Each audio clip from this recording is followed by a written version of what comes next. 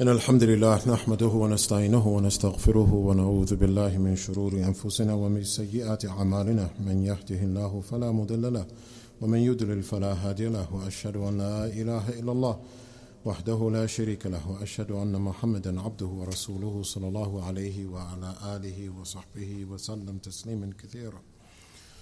This is the second part, and inshallah we'll just speak for briefly. Ustad Abu Hassan is on his way, so maybe we'll speak just for a few minutes and then we'll see what we do next.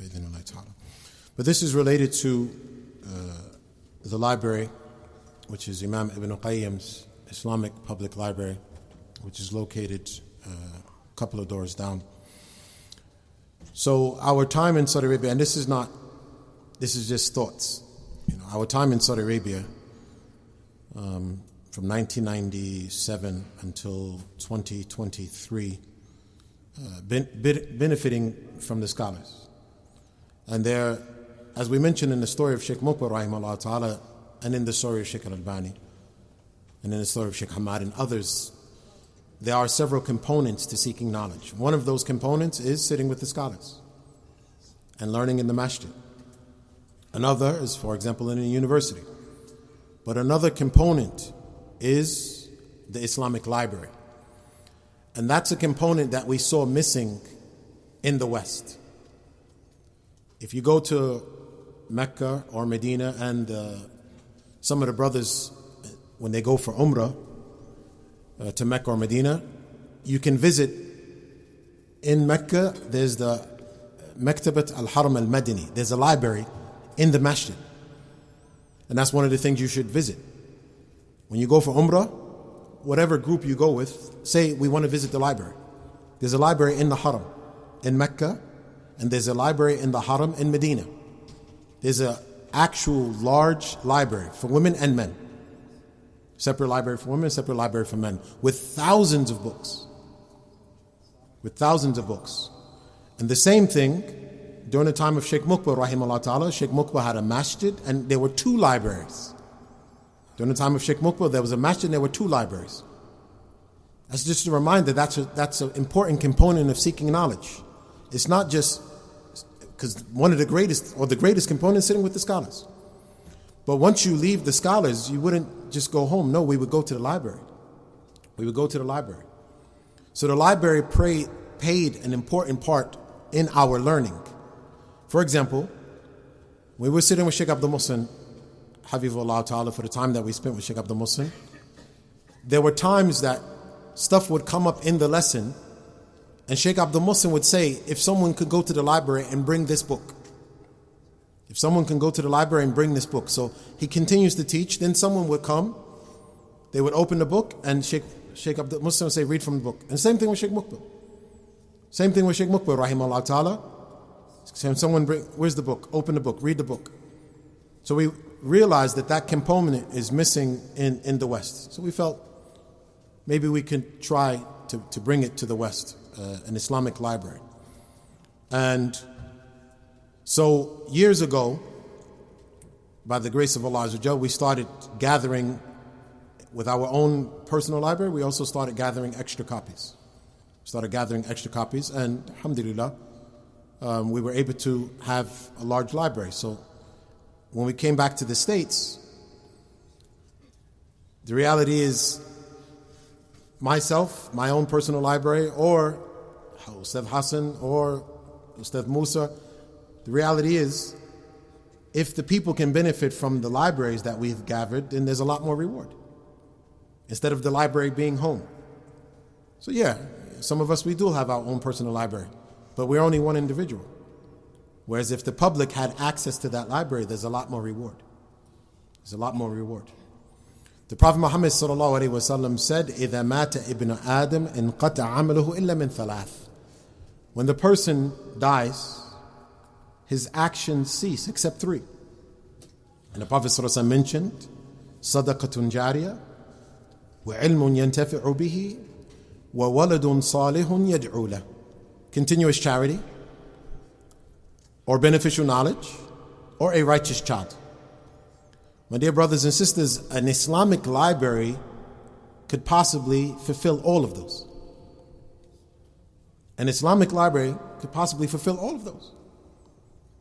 Continuous charity.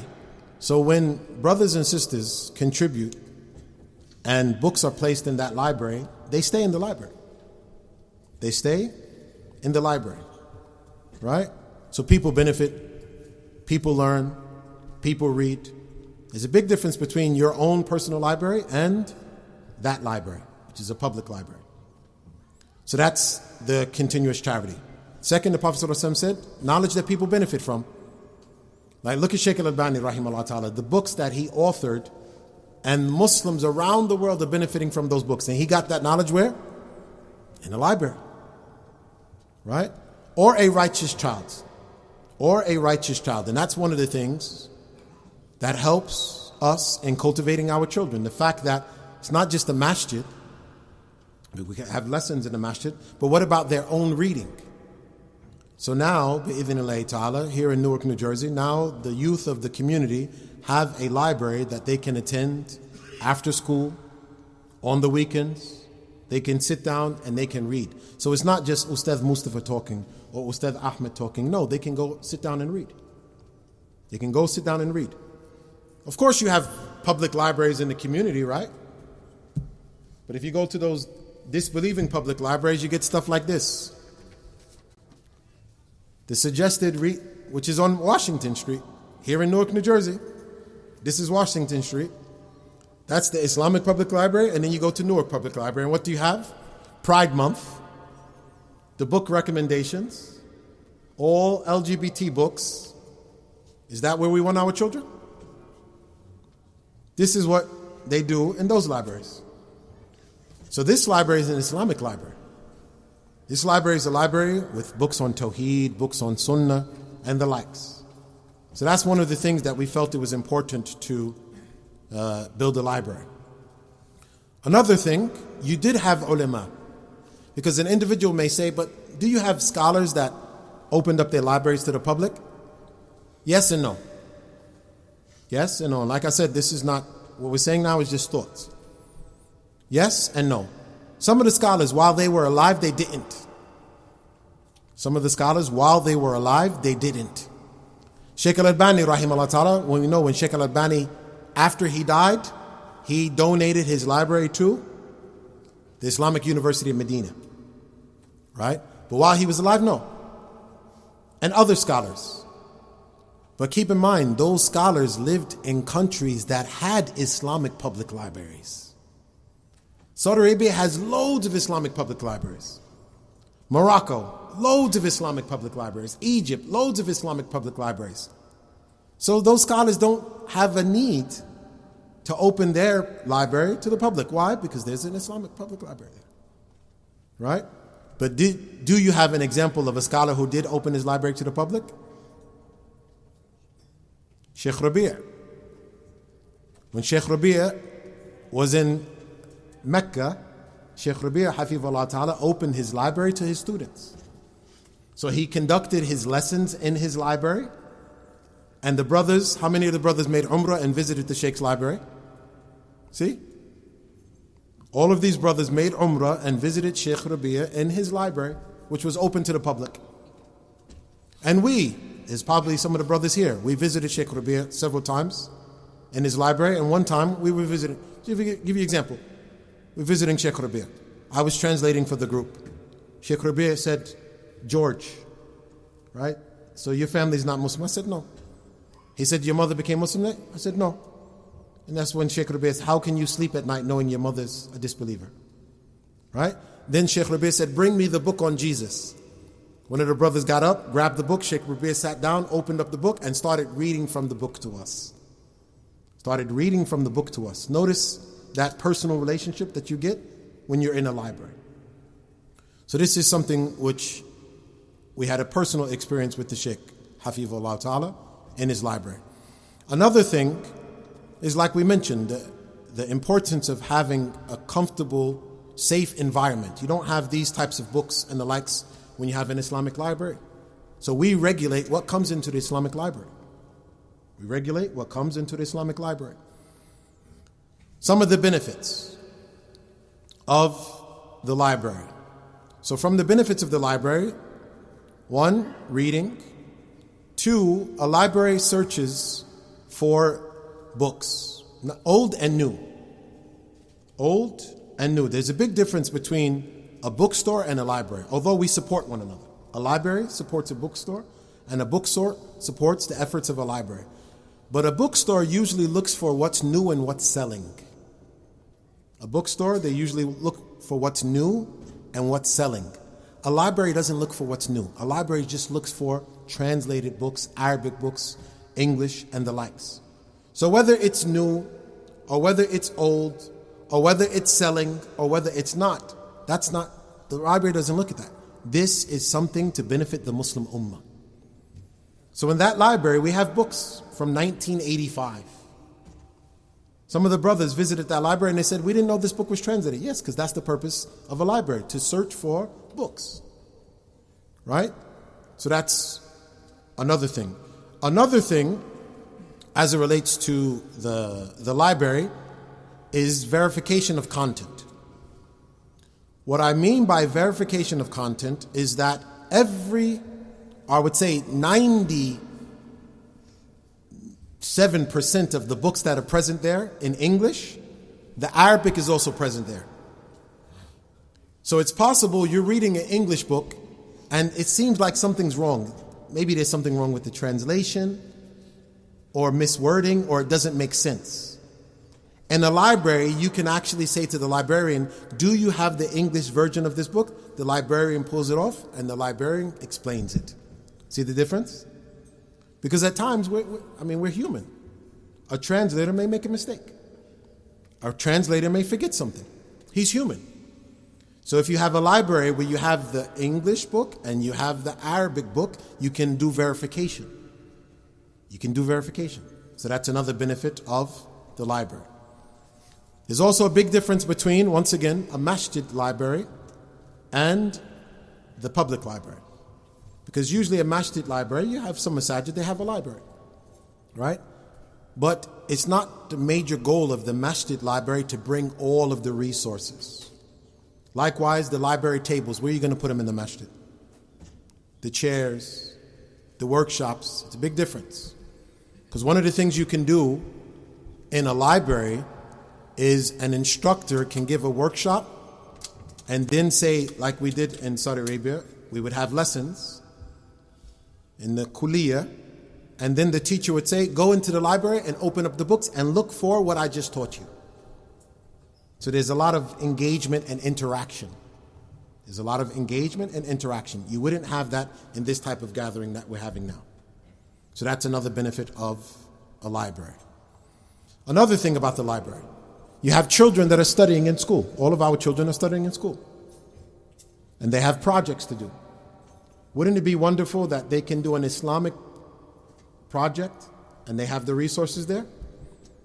So instead of your children sitting at home, going online, Google this, pictures popping up, ads and the likes, they come to a library. They have the resources, all of the resources they need. They have assistance from a librarian. So those are the type of things that we provide bi'idhnillahi ta'ala in the library. Another thing, the suggested reading list. It's very common, and we've possibly all witnessed it.